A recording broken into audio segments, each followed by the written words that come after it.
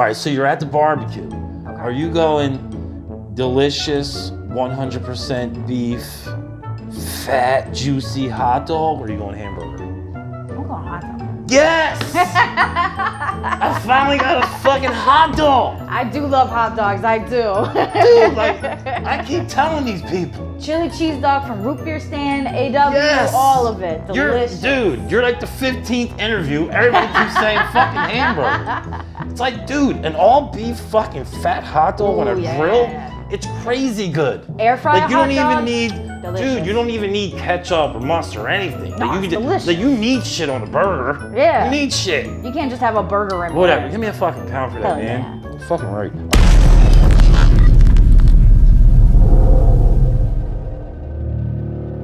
What's going on, everybody?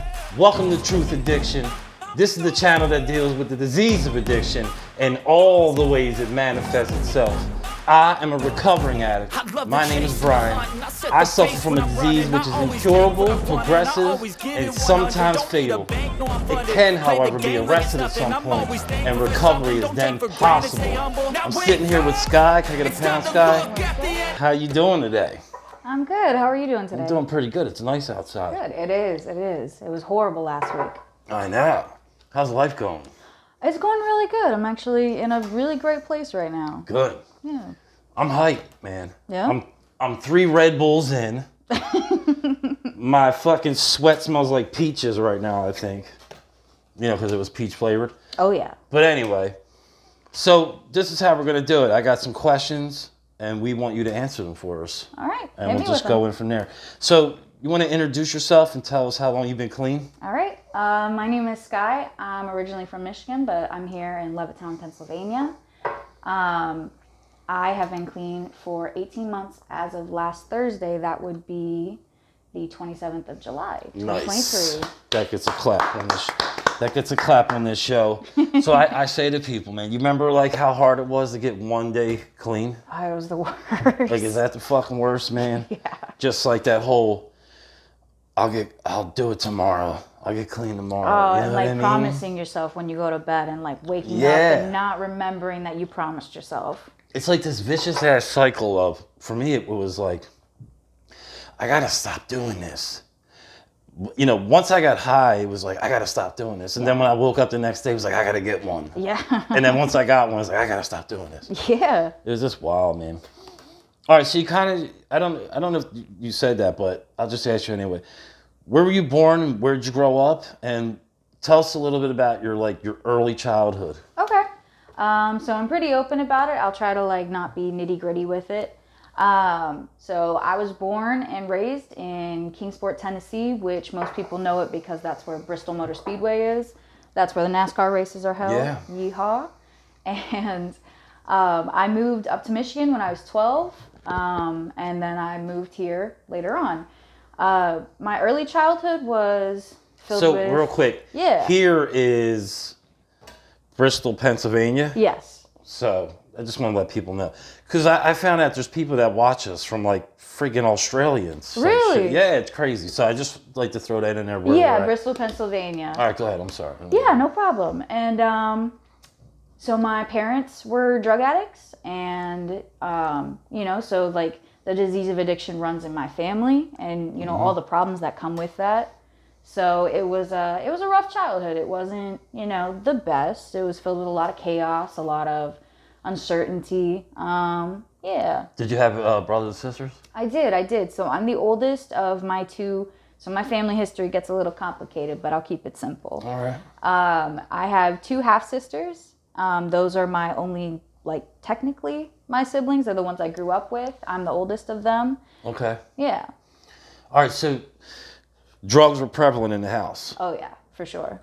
Your mom and dad. That was your real mom and dad. But So my real father was never in the picture. He was much older than my mom. okay. And so when she got pregnant in high school, he was like, I want nothing to do with that. No, thank you. Right. And so he gave child support, all that fun stuff, sperm donor, whatever. Yeah. But my mom raised me from high school. I was actually at her prom and her graduation. Nice. Yeah. So wait, how How old was your mom? My mom, I was birthday sex. I'm fairly sure, like Okay. 95% sure. It's 9 months exactly. So, Right. so my mom was 18 Okay. when she had me. So she was in her she was in the summer before her senior year of high school when she got pregnant with me. Okay. Yeah. So she had me at like the end of her senior year. All right. Yeah. So my household was drug fueled too, man. You know, Yeah. my mom was the neighborhood weed dealer. There was always people fucked up in my house. I think I met my dad like fucking 10 times in my life, and it was just in and out. And I think the first time I met him, I was like 14, Yeah. 13 years old, some shit like that. But I just like to talk about that because we get, it's like we get this generalized thing when you have the disease of addiction that like you have to come from a fucked up household. And Yeah. even though we did, A lot of people did. I know people who didn't. Yeah. And it just goes to show me that it is a disease. You know what I mean? It is. And it doesn't matter, right? So, what high school did you go to? I went to Vicksburg High School in Vicksburg, Michigan. Shout out. Okay, did you graduate? I did. Were you good? You're a good student? I was actually. So my senior year, I went through all my classes in high school and they didn't have anything else to teach me. So they paid for me to go to community college. Damn. Yeah. And then I got a full ride to a couple different schools. I got into like Yale and Harvard and Duke and Brown and like all the Ivy Leagues. But I ended up choosing the school that I thought sounded the funnest. What was that? New Orleans. Hashtag yeah. Loyola. Damn, so you've been around a little bit here. I have. So How many states you been in, you think? I've been in all 48 continental states. Damn. Yeah, and I've been to You're a woman of the world. 3 countries. Really? Yeah. How old are you? I'm 25. God damn, I ain't even been over the ocean yet. Really? I think I've been to like 13 states. I was all over. So my family's a big traveling family. Even though they were on drugs, they still got it in. Yeah. So How the fuck did that happen? All my money went on fucking... There was no fucking way I was traveling anywhere on my money. I don't know, man. They made it crazy. happen. Okay. That's nutty, man. Yeah, I sucked at school. I dropped out in I ninth grade. loved school. It was like where I knew I could get attention. So wait, did you graduate high school? Like you have a diploma, or did you? I have a diploma. Yeah. Nice. So I graduated with my class and everything. What's your? I don't even know about college. What was your major? What kind of degree did you get? So funny enough, I don't have a degree. Okay. So I've been in school basically since I graduated high school. I went to business. I did business law. Then I switched to dual major to accounting and business law.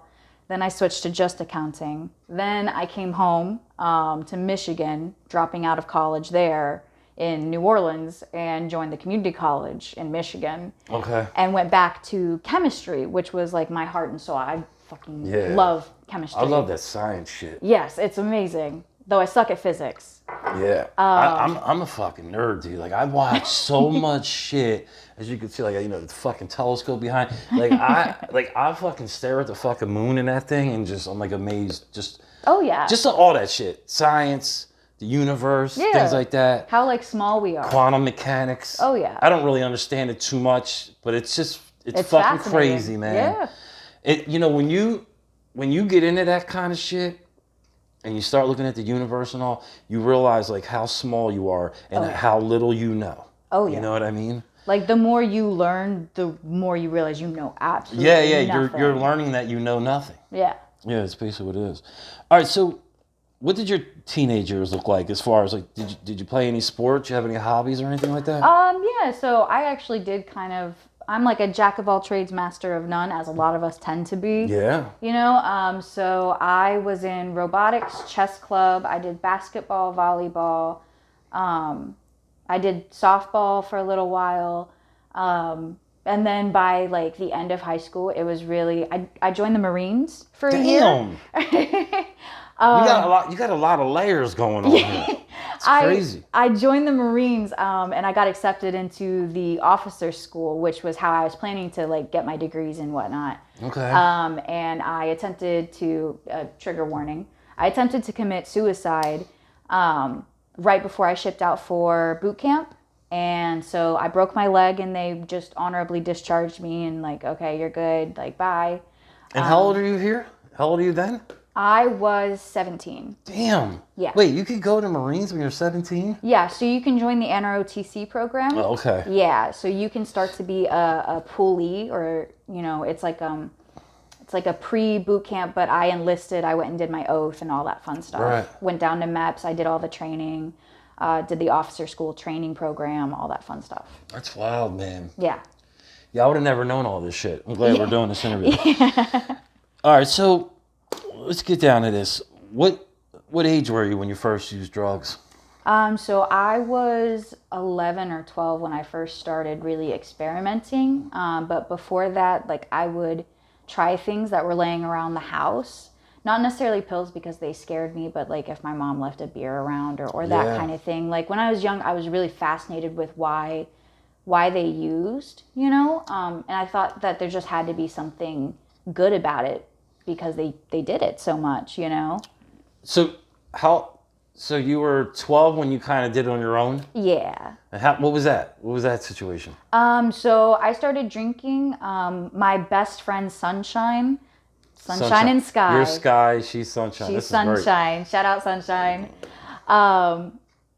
We would take her mom's liquor, and her mom was an exotic dancer, and so she was gone like every single night, and her dad was deployed because I was also a military brat. So like I was like, okay, well, I'm gonna go over to Sunshine's every night and party with Sunshine. Fucking right we are. Yeah. I know I'd party with somebody named Sunshine. Oh Fuck yeah. it. Oh yeah. Yeah. So do you? I ask people this. Do you feel like that was a peer pressure thing, or were you just?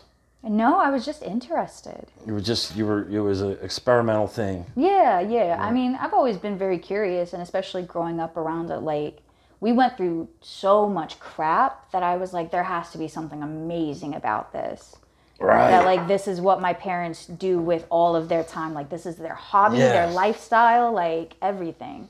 This takes over us being allowed to eat. Like it has to be amazing. You know what I mean? Yeah, see, it was weird with me. It's like what was going on in my house made me hate drugs.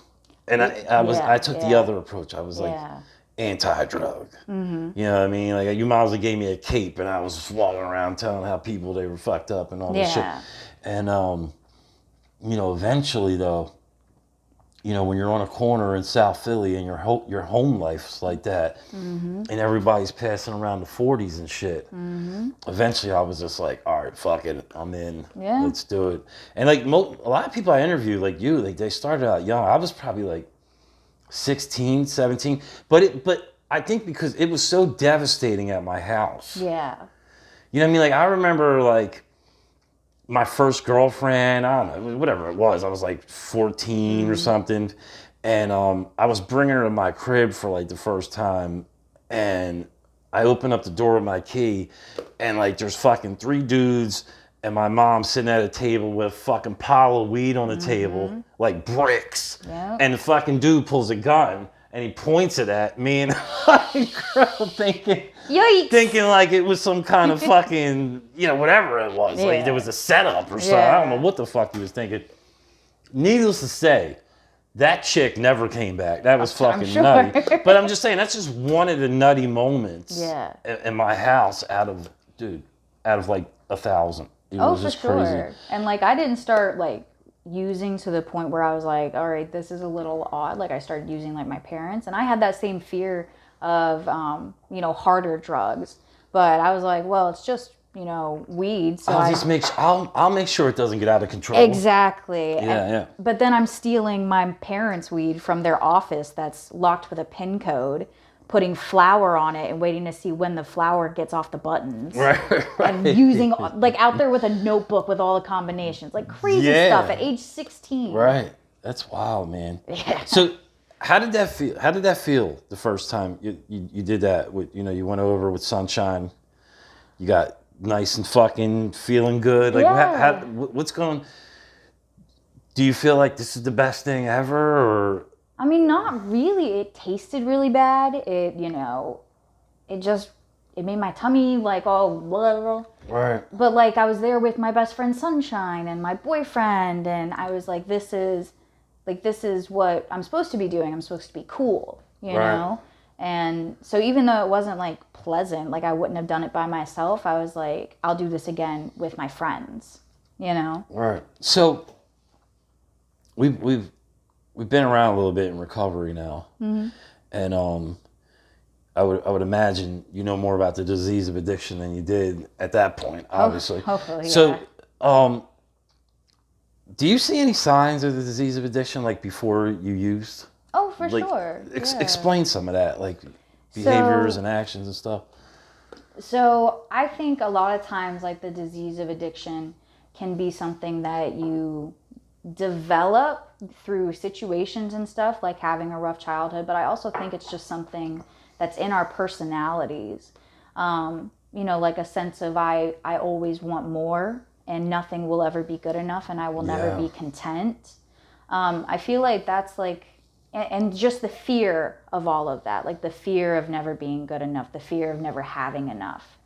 I feel like I always had that sense of just not being good enough or never being able to be happy. Right. You know, and I feel like I was always scared, you know? There's fear. Fear ran my life. It still shows its fucking ugly head once in a while. Yeah, for sure.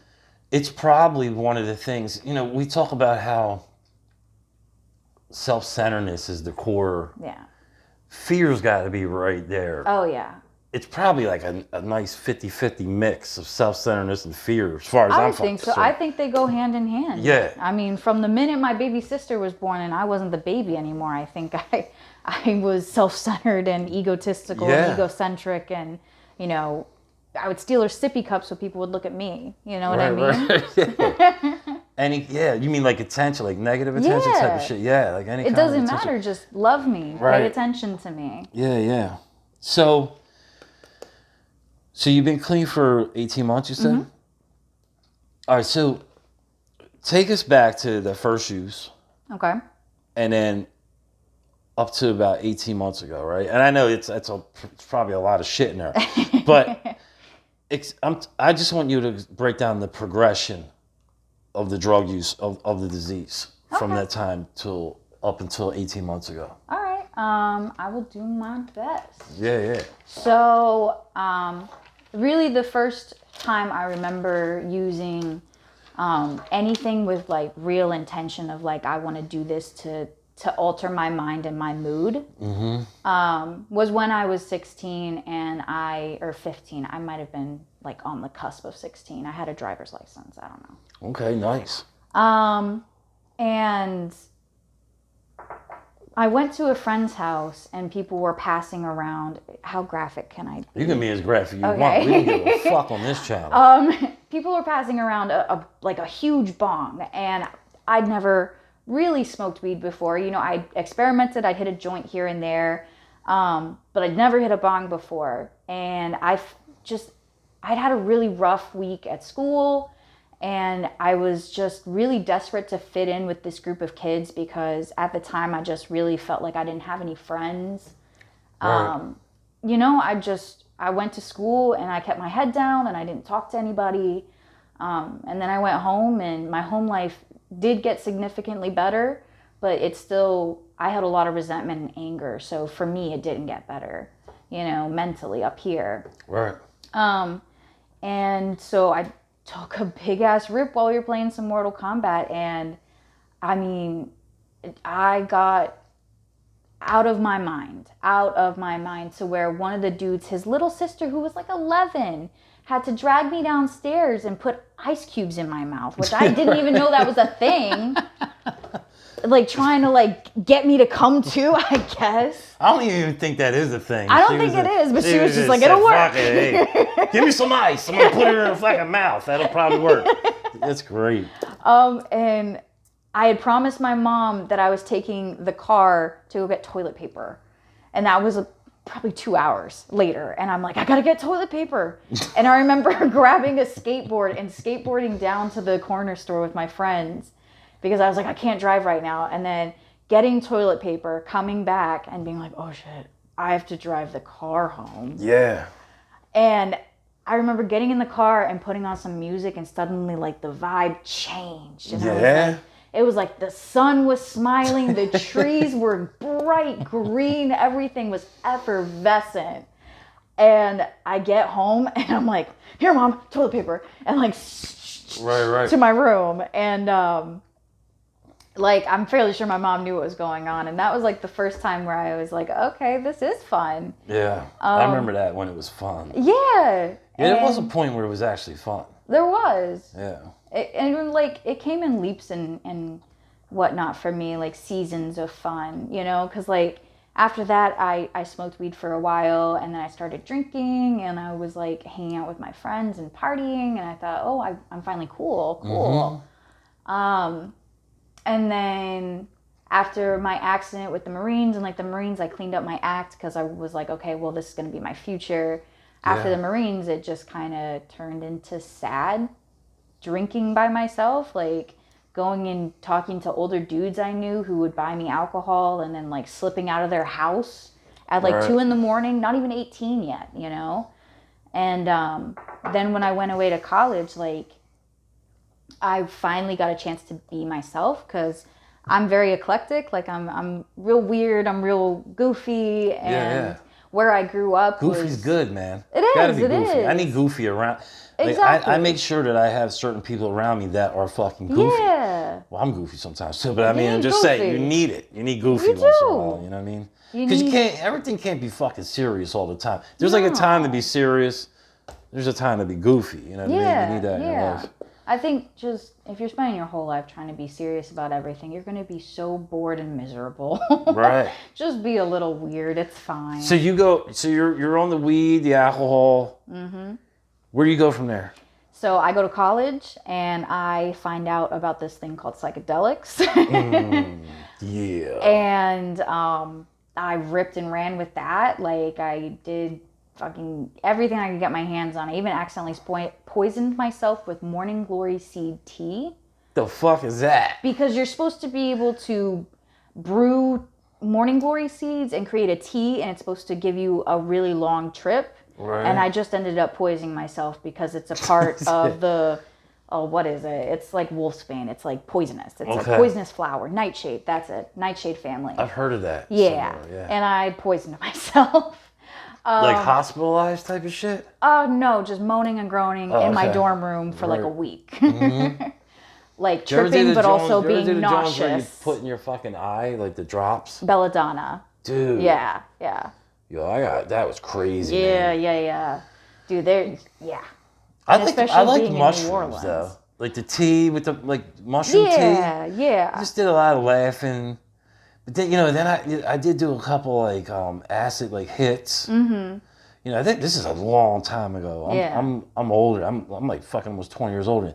But it was like I just remember doing this, and then it was cool for like a half hour, and then it went bad, dude. Oh, yeah. It went bad. I was like, I'm walking in this park in South Philly, and all of a sudden there was like gorilla people in the trees. Oh, yeah.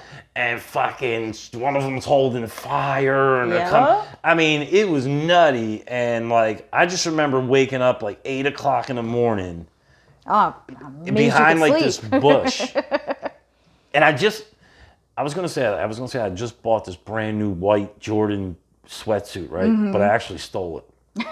I was really good at taking those fucking them ink things off and No doubt. down 8th and Market, the Gallery. I don't know if No, I'm not from there. yeah. So. Anyway, it was this place called the Gallery, and I went down. I was good at popping those things off. Dude, I woke up. That fucking suit was black. I was like, "What the fuck happened?" That was the last time I did acid. Yeah. So you're fucking around with acid. How old are you at that point? So I'm 18 going on 19 at this point, and right before my 19th birthday. So as I said, my dad wasn't in the picture. But when I turned 18 and graduated from high school, my mom, I got a picture of him and some information about him, and I had Googled like PI, investigated him and found his number. And I really wanted to call him because I was 18 at this point, and I was like I want to know where he was, Yeah. and or even just to meet him. Like that's a whole half of my DNA that I don't know who he is. Right. I don't know what he looks like. I don't know how he laughs, what his smile looks like. And And so I had been really nervous about calling him, and so I kind of just got washed up in this college party scene. And right before my birthday, I get a call from his wife, and she tells me that he passed away on Valentine's Day of a heart attack. Damn. Wait, so they just called you out of nowhere, or like you called, left a message or something? They called me out of nowhere. That's wild. And this was the first time I'd ever spoken to this woman, and it was a month later. Right. And I found out that I had 3 other sisters. Yeah. I had a brother. Did you ever meet them? So me and 2 of my sisters are pretty close. I don't really speak to one of them because she's kind of like off the wall since our dad passed away. But you did meet them right after that? Like, yeah. That's cool, yeah, huh? Yeah. It was like that's like a fucking Maury Povich episode and shit. Right. One of them shows. Right. So you de-assed it. What comes next? Well, so when my dad passes away, Yeah. my horse also passed away. You had a horse? And my dog passed away. Wait a minute, you had a fucking horse, dude? Yep, Strider. He was gorgeous. Jesus Christ. Yep. My childhood sucked. I didn't have a fucking horse, man. You've been in 48 fucking states, a horse. Dude, the first time I took a plane, I was fucking 40. I took a Like plane to when I was like a Florida. couple months old. That's fucking nutty, dude. Yeah. But all of that death happening in one go put me in a really, really bad place. And I came home I dropped out of college. I came home. I was like 100 pounds. I was miserable, just brittle and unhealthy and just sad. Just fucking sad. Yeah, I could imagine, man. Yeah. And I moved in with my parents for a couple of months, but we were arguing, and so I moved in with this guy, like 20 years older than me. There's always a guy involved. There's always in a guy. In the tragic. There's a guy and or a girl. For a dude, it's a Yeah. girl. There's always a guy or a girl yeah. involved in the tragic story. Yes. What the fuck is that, dude? Because we cling to suck. love. We want love. We Dude, want attention. I was just talking to somebody the other day, and he got mad at me, another addict. Mm-hmm. Because I said, dude, we suck at relationships. Oh, bro. yeah. We totally suck. And he's like, yeah, I don't suck. You suck. No, you but then for he sure suck. But then he says, shout out to my man, you know who you are. He goes, yeah, and he goes, I was divorced 3 times. I was like, motherfucker, You're you no good at suck them either. at relationships. You just fucking agreed with me without agreeing with me. Right. You But played anyway, yourself. it is crazy. There's something, especially for an addict with disease of addiction, Mm-hmm. we can become addicted to the person, Oh, yeah. Like that. just like the drug. And you know what? Sometimes it becomes just as deadly. For sure. Yeah. And matter of fact, there's a lot of people in prison right now because of just that. Yep. It got deadly. Oh, yeah. You know what I mean? But Love is a powerful drug in and of itself. so you're with this dude, and I'd imagine it's about to get worse. Oh, yeah. Okay, so break that down. This dude introduces me to hard drugs. We were only together for probably a 6 to 8 month period. But in that time, like, I have a post-traumatic stress disorder as well as a couple other disorders. And my post-traumatic stress disorder began to manifest as dissociation. So, like, not feeling like I'm in my body. Yeah. And so I was using even more. So that's when I found cocaine, and I was like, this is the best thing ever.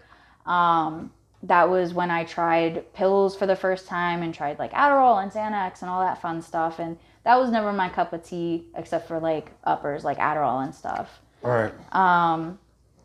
And eventually the relationship culminated in a police chase. Yeah. There's one of those involved too. Oh, yeah. There's always one of those involved with the dude or a chick. Some kind of police shit. Mine had like get stabbed Yes. with a fork at the dinner table. Yeah. Cops. I mean, there's always cops involved. Oh, yeah. Some crazy shit. So you're getting chased by the police. He's getting chased by the police. So I had broken up with him, and he came back, and I was living with my parents, and he stole my dog out of our yard. Damn. And took my dog to Indiana, which he's my best friend. He's amazing. He was trying to hurt you. In here, I'll he take knew. your dog, He bitch. knew. That's some wild shit. Yeah. Go steal a chick's dog and shit. So then I'm playing the game. I'm manipulating him to come back to bring me my dog. And I'm like, well, maybe we can get back together. I don't know. Yeah. And so we have a conversation in his car, and he steals my wallet. Gives me my dog, but steals my wallet.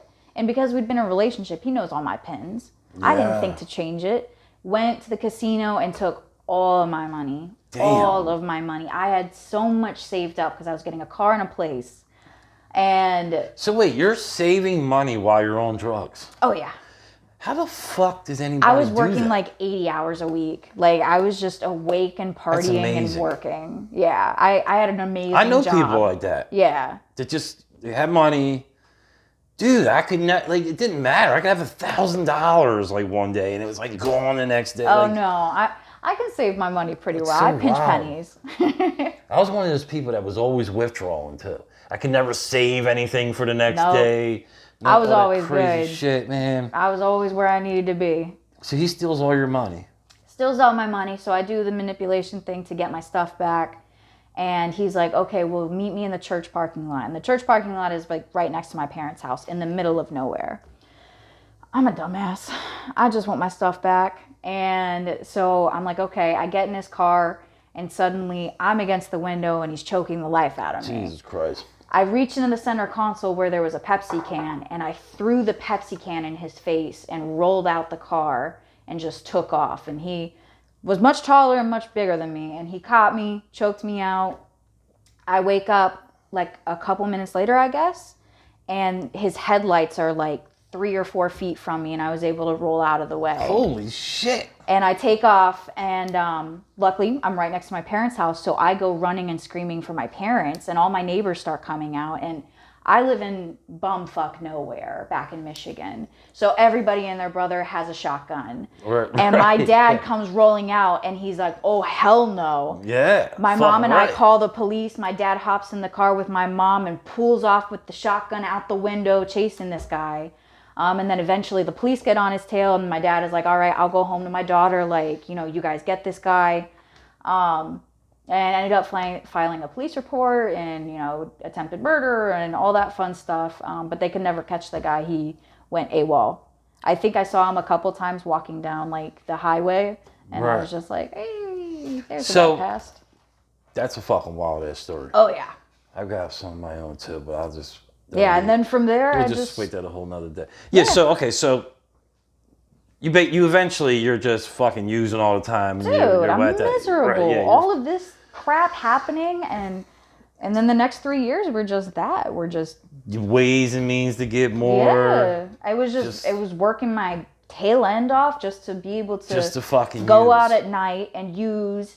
And maybe catch a couple hours of sleep, and then go to work in the morning. So at this point, it's not fun anymore. No, it's like a job. It is. It's literally you have a job, and then you have a job to use. Yeah, and my job was to pay for my job of using. Dude, that's why, because there's still people in this world that think like it's not a disease. No, it's.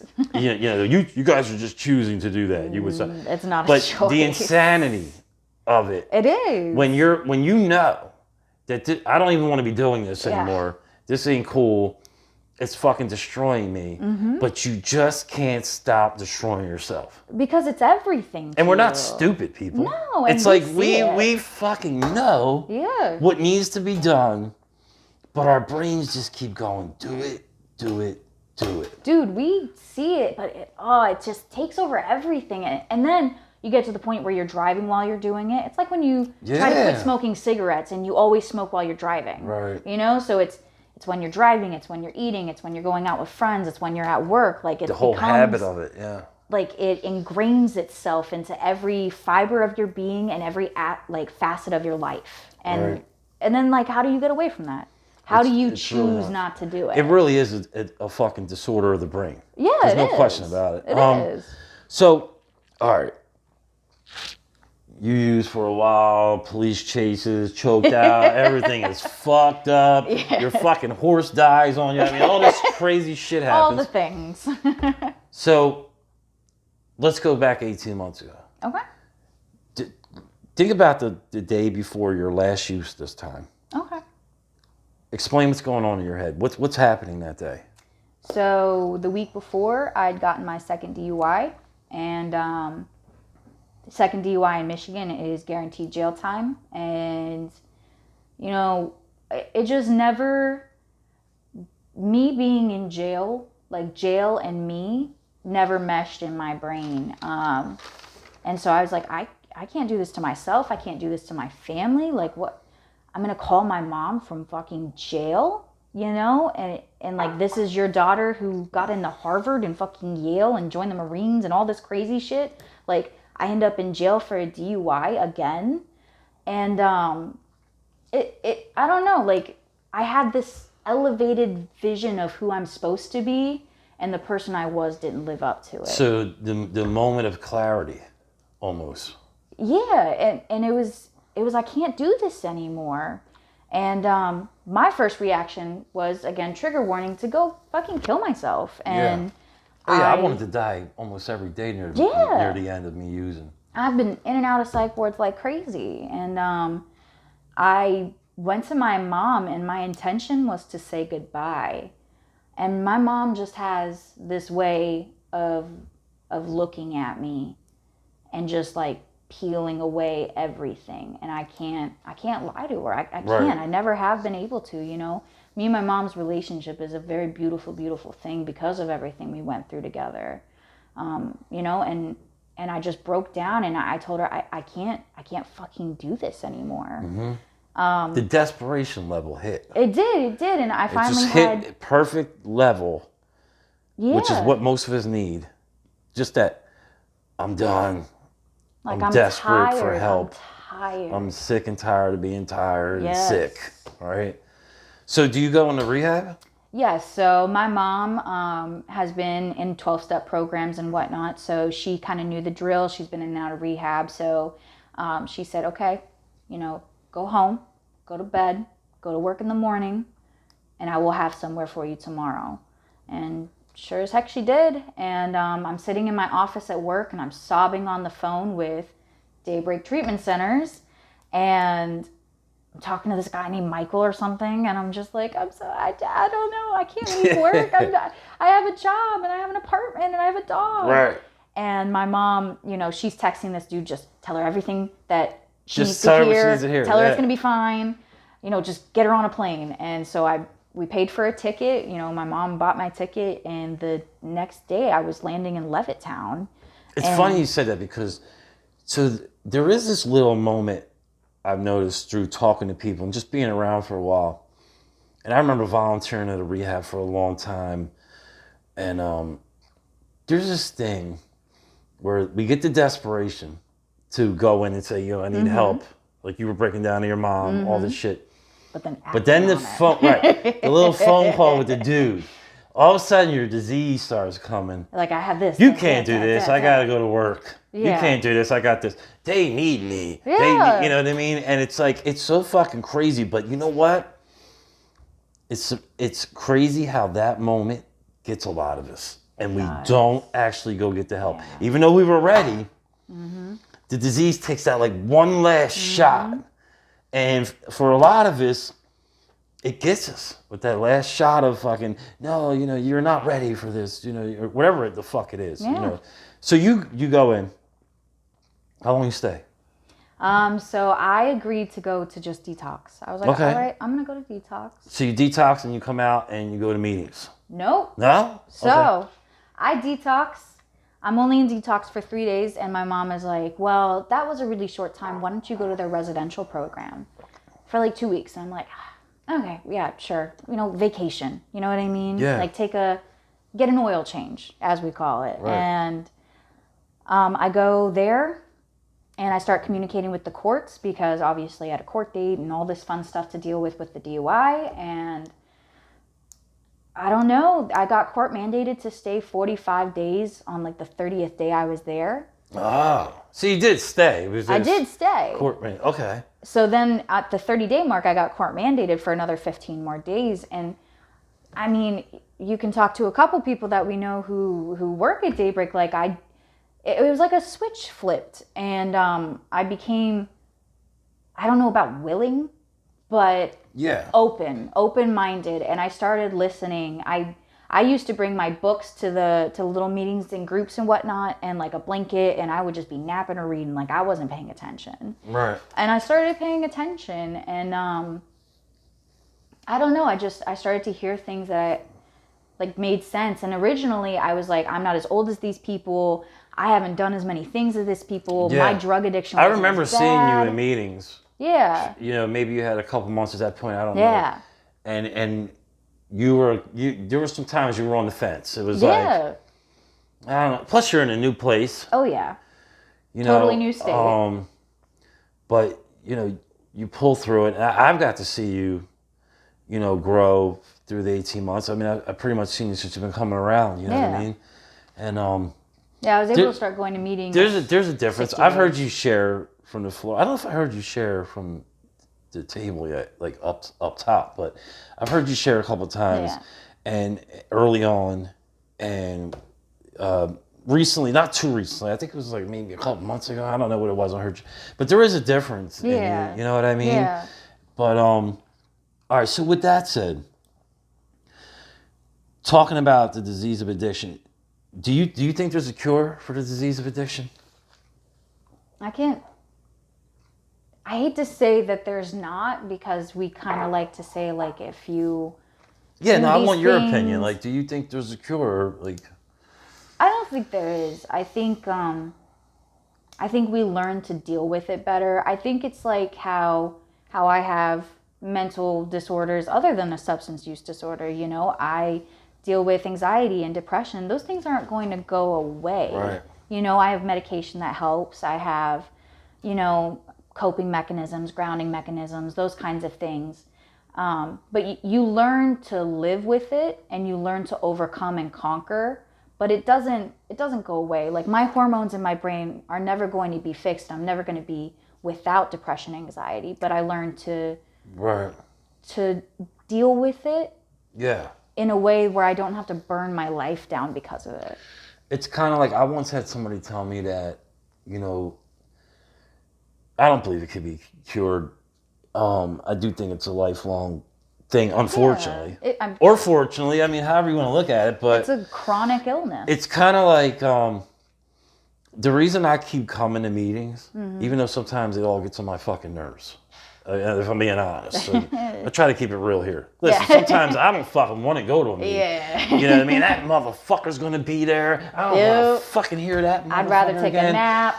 You know, right, exactly. all the things. You know, man, you know, there's times, man, I'm sitting on my fucking couch, man. You know, I'm like in my fucking underwear. I'm about to bang a big ass bowl of fucking Captain Crunch berries or some shit, or Fruity Pebbles or some shit. Yeah.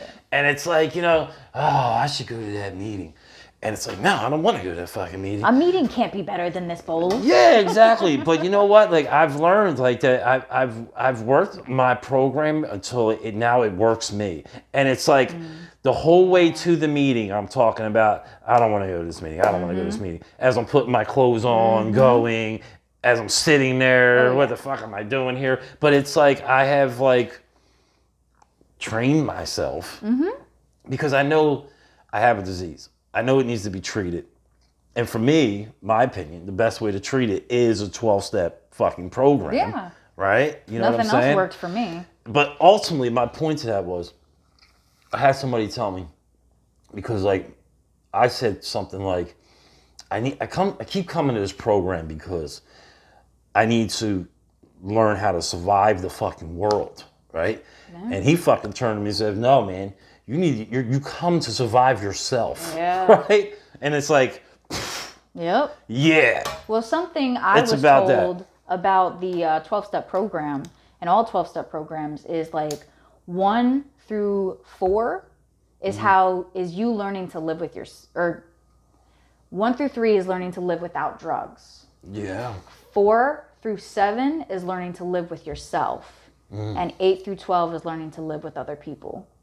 Yeah, I mean, that sounds about right. And I really find it to be true, especially in like the spiritual awakenings I've had, the changes I've had in my own relationship with myself. Like, right. Because you're right, because the first 3, you learn that like on your own, you're powerless to not use. Yeah.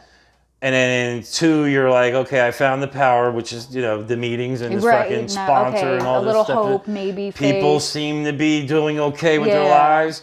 They look like they're being restored to some kind of sanity. Maybe I can too. I don't know. And then 3 is basically like, all right, I'll make this decision to just keep going on with what you said. Right. To 4 through 7, Where which is the internal work. Right. So you're right. That's where you deal with that meet internal yourself unmanageability. and you go in. All right. So I want to wrap this up soon. So Sorry. No, you're good, man. All right. So I want you to, before I do this, I want to just ask you, how's life today for Sky? What's going on, man? Like, is there something that you're just like, wow, it's so fucking weird? Or some days, like, I'm clean. Yeah. I can't believe I have this in my life. You know what I mean? So how's life? I mean, celebrating my 18 months last week, like that feeling when I woke up was very surreal. And I know we put a lot of like emphasis on those days because like getting that key tag is an accomplishment. It's a hard-won battle. But it's almost like I can't believe this is happening to me. Like I can't believe that there's other people around me who have faith in me, who trust me, learning to have relationships again. I mean, I woke up Thursday with a beautiful home, right, a wonderful, amazing partner, you know, his gorgeous daughter who adores me. Right. You know, we have a snake. I adore him. His name is Lucifer. Shout out to Lulu. And, you know, I'm getting my license back in a couple months. That's a great name for a snake, by the way. It is. He's black and white. He's a Kenyan sand boa. And our business is doing amazing. There's money in the bank. Like, right. My mom is coming down to visit us. My best friend's coming down to visit us. Sunshine? No, this one's Shannon. Sunshine and I did grow apart. So if you're out there, I love you. Sunshine, if you're out there, man, let's hang out. Yep, you know, Sunshine and Sky with Wawa Brian. Yeah, exactly. Yeah, there we go. So life's good, man.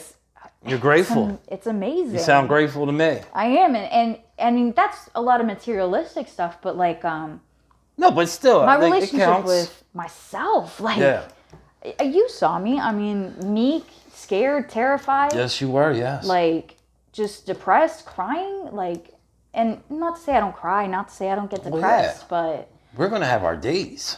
It's just there's so much fewer no matter and what, more far between. And I'm just speaking from experience. I've been on the earth a little bit longer than you, and I've been around a little longer.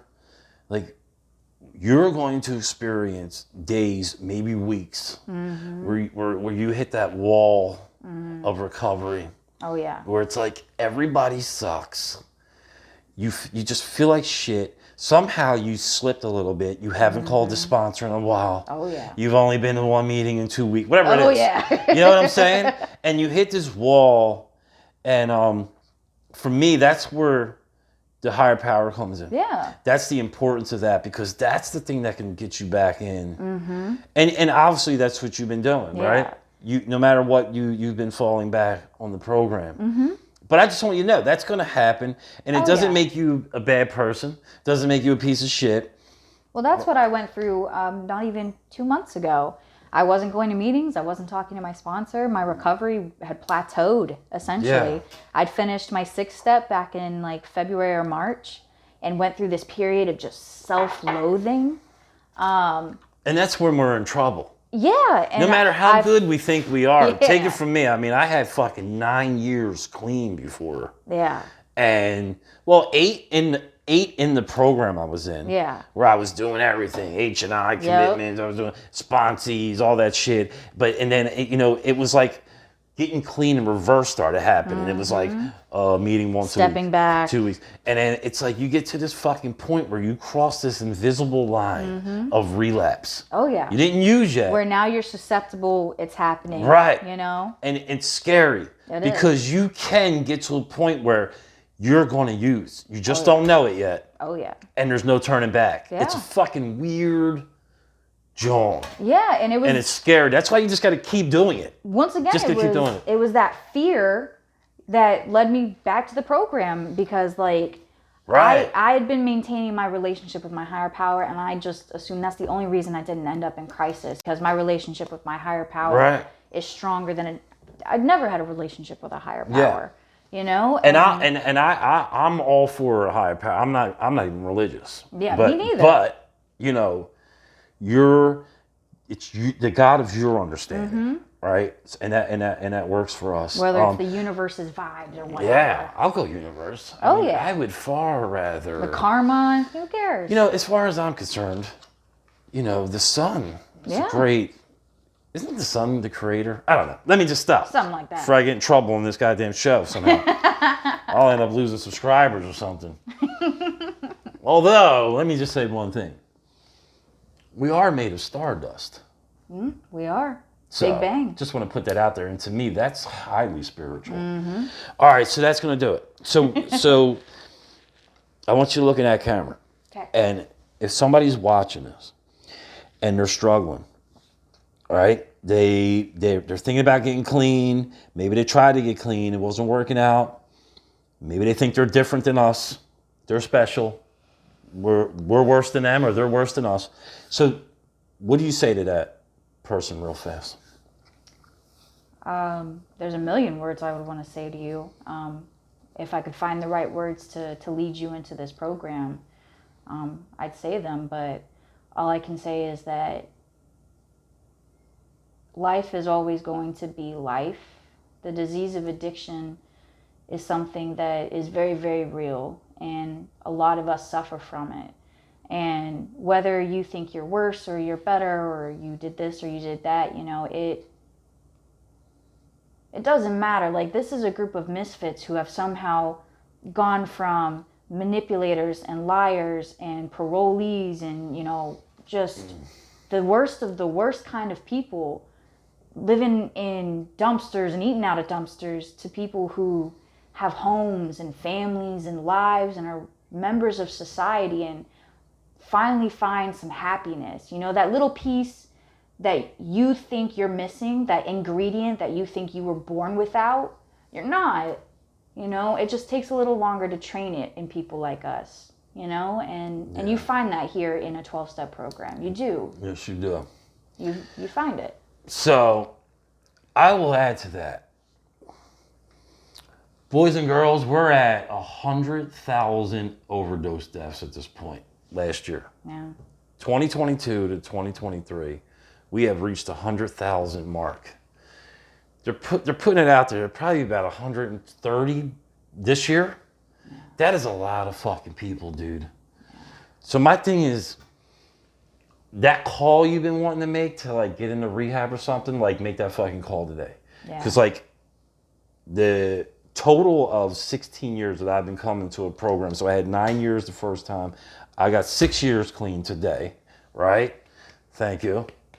And I can't tell you how many people that I've seen, I'm going to get clean tomorrow, and they never fucking make it through tomorrow. They die, bro. Tomorrow doesn't come. It's fucking crazy. So, make today today. Make today today. All right, we're going to end with this. I do this stupid ass thing at the end of this, right? I'm ready for it. I call this the fast ass 5. Okay. This is 5 stupid random questions. Okay. I'm going to throw them at you. Okay, you going summer or winter? Winter. What? No way. I didn't think you would go winter. That's shocking. I'm winter too. I swore you would go summer. All right, vegetables or candy? Candy. Candy. Horror movie or comedy?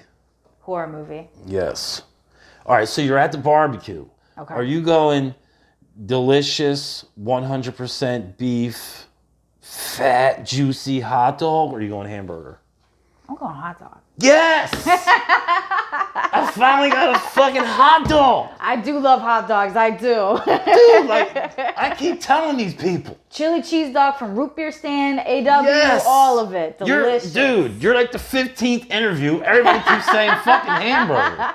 It's like, dude, an all beef fucking fat hot dog on a grill, it's crazy good. Air fry like, you hot don't dog, even need, delicious. dude, you don't even need ketchup or mustard or anything. Like, No, you it's can delicious. like, you need shit on a burger. Yeah. You need shit. You can't just have a burger and Whatever. bread. Give me a fucking pound for that, Hell man. yeah. Fucking right. All right, last question. All right.